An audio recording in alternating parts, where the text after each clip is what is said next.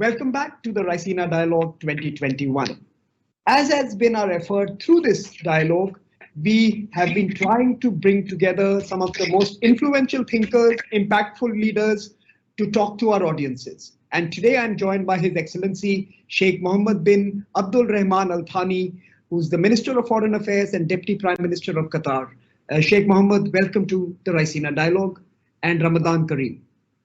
Thank you very much, Samir, for hosting me today. So, Sheikh Mohammed, let me start by asking you, how has Qatar responded to the pandemic? You are a global center. Your existence is a manifestation of globalization itself. Now, once you stop travel, once you stop tourism, once businesses slow down, how does a global center like Qatar respond? Well, definitely, as you know, as a pandemic impacted the whole world, Qatar was, as part of the world, we've been impacted with the pandemic. We made sure that we have the minimum negative impact from this pandemic. For us, the first priority was to making sure that our healthcare system is resilient.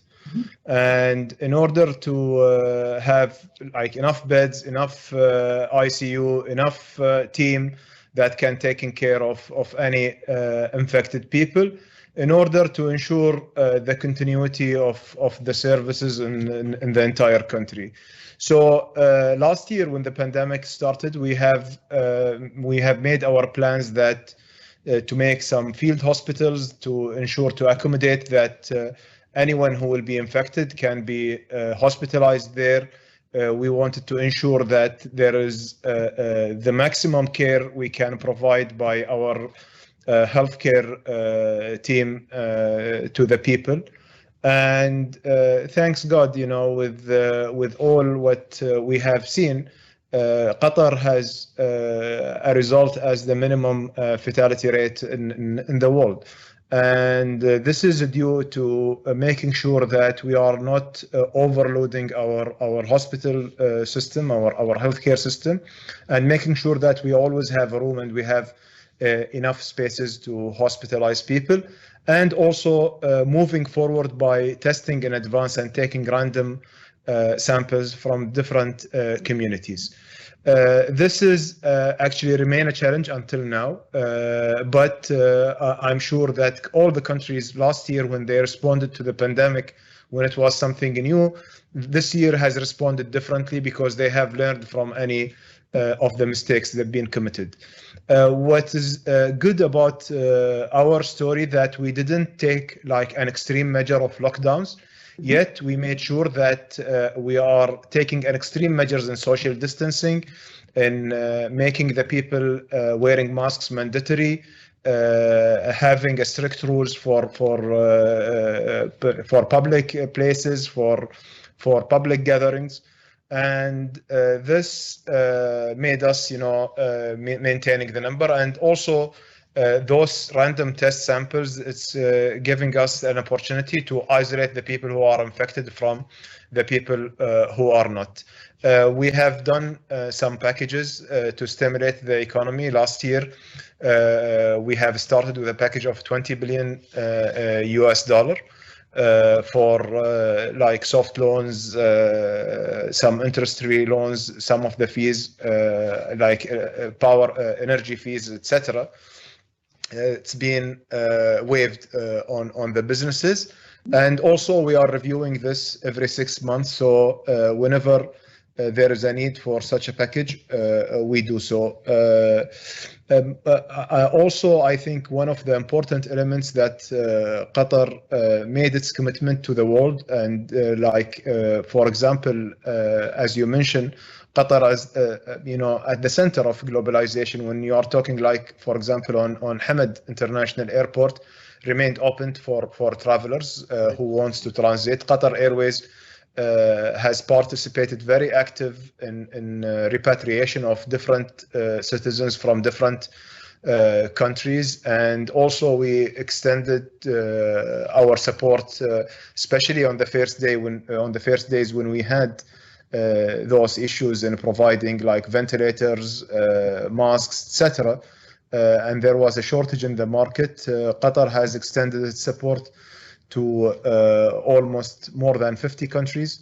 And we have participated actively in the Gavi initiative for the vaccination, etc. So we try to address it in a 360 view. So addressing the global issue, responding and being a responsible member of international community, being responsible for our own community, making sure that our healthcare system is resilient and our economy can stand on the face of this crisis.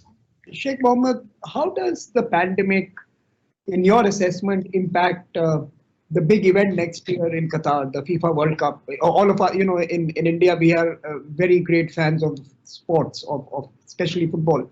And next year is a big year. How are you planning to host that event in the wake of this pandemic? Well, actually, when the pandemic started, everyone expected that 2021, this will be over and we will have all the events will come back to normal. But yet we are still facing some variants from this COVID virus that made it a bit challenging. In Qatar, we from the beginning, we wanted to make sure that even with the pandemic is ongoing, how can we host a successful World Cup with a physical presence so the people can attend and can enjoy the event. And also, I think this is a great opportunity for the world when it will be the first happy event that will take place after this pandemic and isolation. So Qatar is well prepared to demonstrate for the world that we can host such an event and we can have it hopefully in person. And this is our plan actually from the beginning. So since that time, we've been like negotiating and talking to the vaccination providers, how we can make sure that everyone attending the World Cup is vaccinated. So right now there are programs under development to provide vaccination for all the attendees of the World Cup, and we will be able, hopefully, to host it as a COVID-free event by 2022. And we hope that also, globally, the pandemic will start to go down and will start to disappear, hopefully. Sheikh Mohammed, besides being the Deputy Prime Minister and Foreign Minister, you are also the Chairman of the Qatar Investment Authority. You make key decisions around where the future of the economy is. You also are Chairman of the Development Fund and you work with communities. Qatar has always bucked the trend. You've always been a little ahead of the curve. Despite being an economy that was built on the old industrial cycles, you have been future thinking in terms of climate change, modern technologies, creating new solutions for the future. How is Qatar and how is the investments and the development fund that you manage reorienting this part of the world to a green economy and a green agenda? Well, if we are going to look at Qatar main pillars in the economy, one of them or the main one is the LNG. And if you compare the LNG to the other traditional fossil fuel energy source, it is the cleanest among them. So even it's participating in the transition from the coal or from the crude oil to a totally green energy because of the carbon footprint that it produced is the minimum. So this is one of the tools that we are using in making the world a better place for the people and also leading to the objective of the climate change in order to have a resilient economy and a resilient countries against all those factors that are coming out of the climate change. Yet we are doing a lot of other things, participating through, for example, Qatar Fund for Development, in supporting the countries which are in need and they are highly impacted by the climate change, especially the small islands. So, for example, His Highness the Emir has pledged in 2019 $100 million for small islands and small countries that are affected by the climate change. Also in Qatar Investment Authority, we are very much focused on the climate, on the impact investment, as QIA is part of the One Planet initiative as well. So to use the Sovereign Wealth Fund funding from to face the difficulties of the climate change in having an impact investment. And we have demonstrated in several areas, some of our investments, that making sure that it will make those countries able to face face these challenges. One of the examples actually in India, one of the investments that we are very happy about is the investment in one of the power companies that we have bought a stake in that company in order to make sure that these funds will be used for transforming the coal plants to gas plants and hopefully to renewables. So we have made as a commitment with that power company, which is part of Adani Group, in order to have it in 2030 a coal-free company. And this was the main purpose of that investment. Another initiative that we are looking at is in Africa. More than 10 countries we are investing in partnership with one of our partners in Europe in building a new green power plants, all from renewables like wind power or also a solar power. Another one is also through one of the companies that QIA is investing in, is mainly focusing on the renewable, and we are doing some projects in Latin America and in the United States as well. So there is a very big focus, whether it's domestically by building, for example, Qatar is a country that its economy relying a lot on the LNG. Yet we are building a very large solar plants to generate our own power. We have built also one of the largest carbon storage in the region. As well as FIFA World Cup, we believe it will be an opportunity where it will be the first carbon neutral world event in 2022 will be hosted in Doha. So all these commitments are always, at the center of our agenda. Sheikh Mohammed, I wanted to continue with this conversation, but today morning when you wake up, you read the news about Afghanistan.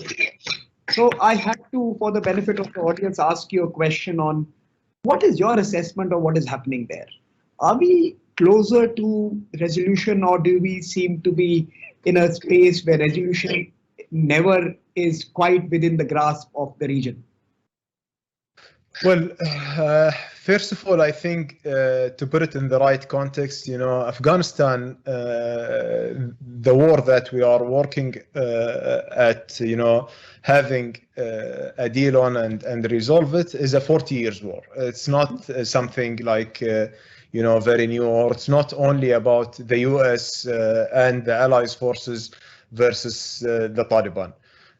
Our aim from the beginning, when we started hosting these talks between Taliban and the US, and now between Taliban and the Afghan government, is to really bring peace for Afghanistan as an entire country and to have a sustainable peace. And we knew from the beginning that will be very challenging and we will have a lot of obstacles. So we are prepared for any obstacles that might happen. Honestly, when we looked at the last period after the US signed the agreement with Taliban, we have been through some turbulence between the parties in the negotiations.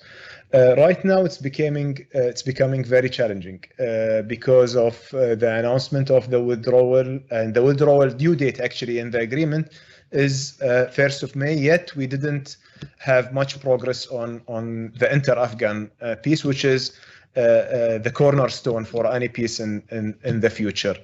We are looking forward to host an event with the United Nations, Turkey and United Nations and Qatar in Istanbul, hopefully in the next 2 weeks, to bring all the Afghan parties in order to push this process forward.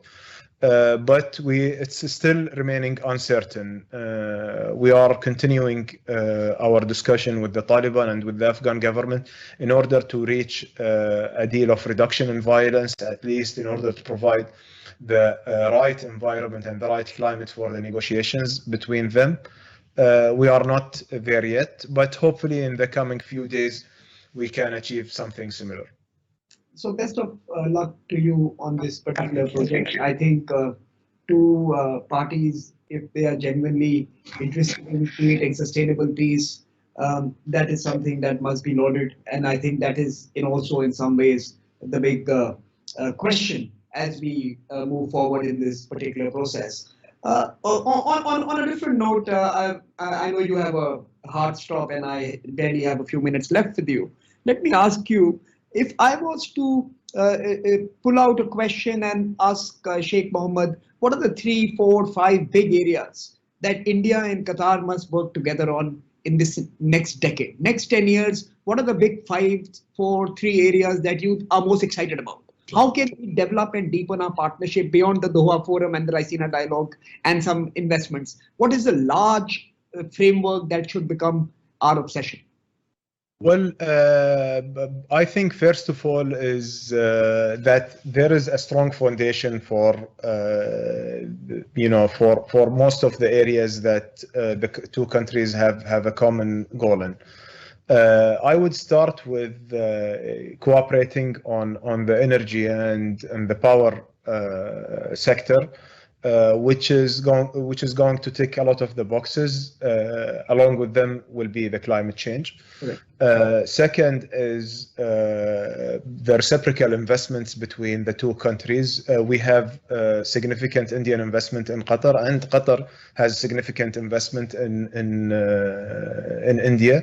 And these are something which is ongoing, but yet in Qatar, we have made in the last 3 years actually a lot, accelerated progress in that front. The third area, I believe, which is very important and still not exploited very much, is the area of education, where India has a very strong education system, and Qatar also serves as a hub for education in the region with different universities from a different part of the world.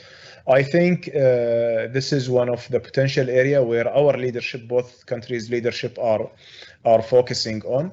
And I would put the fourth area is really the trilateral cooperation, where are the areas of common interest between Qatar and India, and we can create a partnership in order to work on those areas to help countries, to support them, for example, in facing the challenges, especially with the expertise that India has in